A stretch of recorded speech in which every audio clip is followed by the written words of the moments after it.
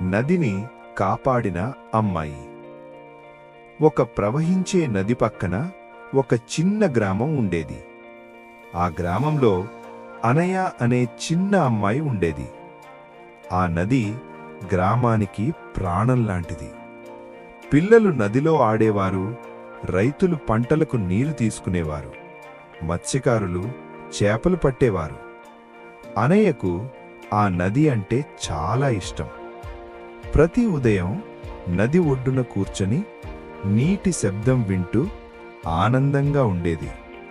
కాని కొంతకాలానికి నది మారడం మొదలైంది. గ్రామస్తులు చెత్తను నదిలో పడేయడం ప్రారంభించారు.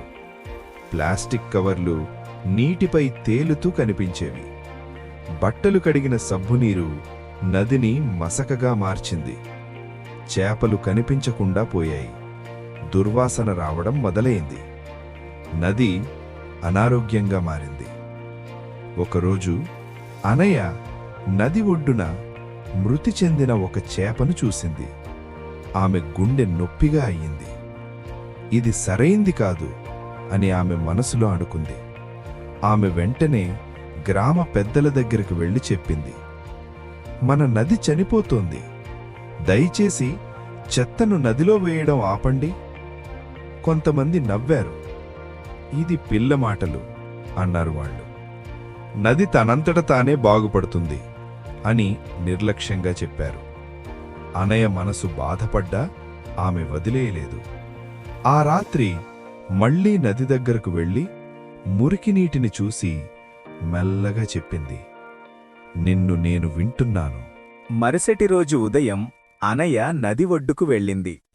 ఆమె ఒంటరిగా నదిని శుభ్రం చేయడం మొదలుపెట్టింది. ప్లాస్టిక్ బాటిళ్లు, పాత గుడ్డలు, పగిలిన చెత్త ఒక్కొక్కటిగా ఏరుకుంటూ తీసింది. మొదట గ్రామస్తులు ఆశ్చర్యంగా చూస్తూ నిలబడ్డారు. ఒకరడిగారు, నువ్వు ఒంటరిగా ఎందుకు చేస్తున్నావు? అనయ్య సాదాసీదాగా చెప్పింది, నది తనంతట తానే శుభ్రం చేసుకోలేను కదా. ఆ మాట అందరి మనస్సులను తాకింది. ఒక చిన్న అబ్బాయి వచ్చాడు, తర్వాత ఒక అమ్మాయి, తర్వాత ఒక వృద్ధ మత్స్యకారుడు. సాయంత్రానికి చిన్న బృందం కలిసి పనిచేసింది.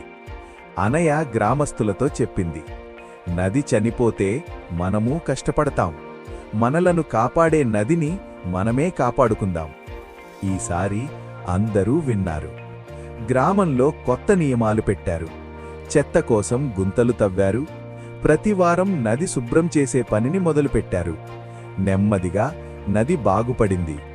చేపలు మళ్లీ వచ్చాయి. నీరు స్పష్టంగా మారింది. దుర్వాసన పోయింది. అనయ్య ఒక ముఖ్యమైన విషయం నేర్చుకుంది. పెద్ద మార్పు తేవడానికి ఎక్కువగా అరవాల్సిన అవసరం లేదు. మనస్సుతో కాపాడితే చాలు.